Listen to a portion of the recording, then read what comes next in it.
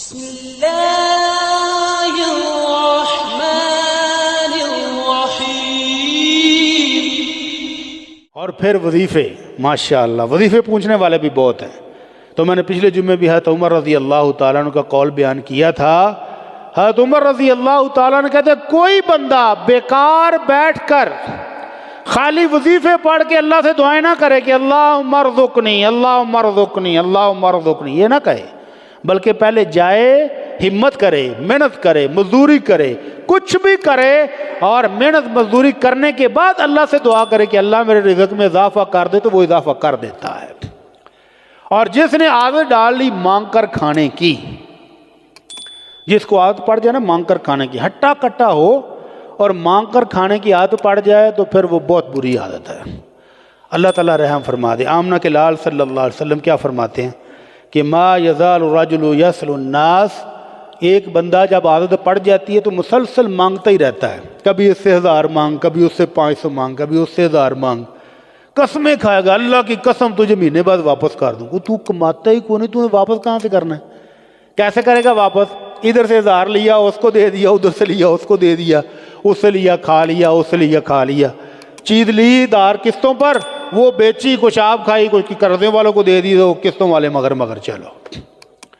تو اللہ کے نبی صلی اللہ علیہ وسلم فرماتے جو بندہ اس طرح مانگنے کی عادت میں پڑ جائے، قیامت والے دن آئے گا لیس فی وجہہ مضعۃ لحم، چہرہ گوشت سے خالی ہوگا، خالی ہڈیاں ہی ہوں گی۔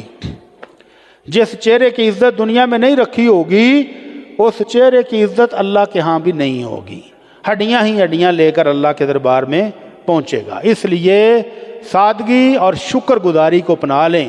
اللہ کے نبی صلی اللہ علیہ وسلم فرماتے ہیں لا یفتح عبد باب مسئلہ الا فتح اللہ علیہ باب فقر، جو بندہ مانگنا شروع کر دے، دوسروں کے سوالی بن جائے، اللہ بھی فقر و فاقے کے دروازہ اس کے لیے کھول دیتا ہے۔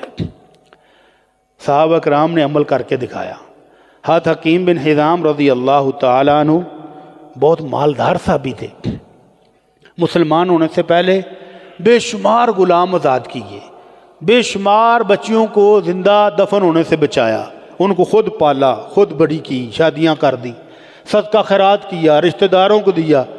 تو اللہ کے نبی صلی اللہ علیہ وسلم نے جب بھی چندے کا اعلان کیا بڑھ چڑھ کر حصہ لیا۔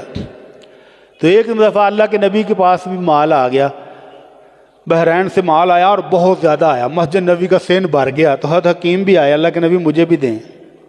تو آپ نے کہا لے لو، پنڈ بھر کے لے گئے۔ پھر آ گئے، اللہ کے نبی اور چاہیے، آپ نے کہا اور لے لو۔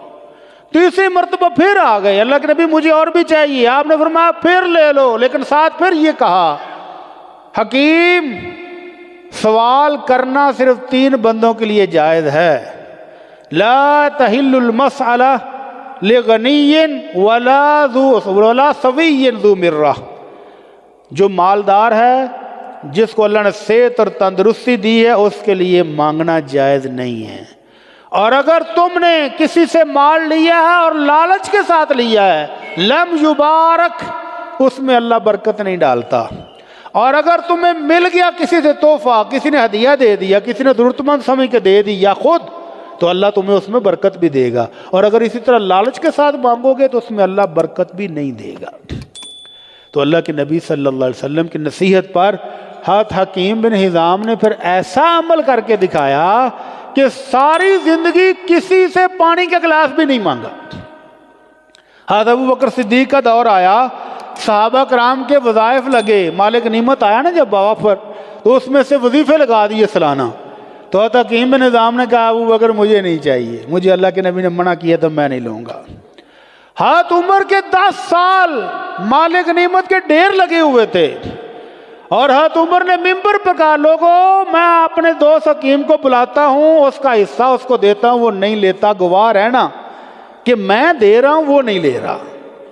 اور یہاں تک کہ حضرت ثوبان رضی اللہ تعالیٰ عنہ کہتے ہیں اگر کوئی بندہ گھوڑے پر یا اونٹ پر بیٹھ کر جانے لگتا، اس کا کوئی سامان نیچے رہ جاتا، تو وہ اپنے کسی دوست کو یہ بھی نہیں کہتا تھا کہ ذرا میرا سامان اتنے مینوں پھڑا دیں، نہیں، نیچے اترتے، خود نیچے اتر کے اپنا سامان پکڑتے، پھر دوبارہ گھوڑے پر بیٹھتے، پھر دوبارہ اونٹ پر بیٹھتے، یہ ساری مشقت کر لیتے، لیکن کسی کو سوالی نہیں بنتے تھے۔ تو اللہ سے دعا ہے کہ اللہ ہمیں بھی غیرت مند بنا دے، باہمت بنا دے، شکر گزار بنا دے۔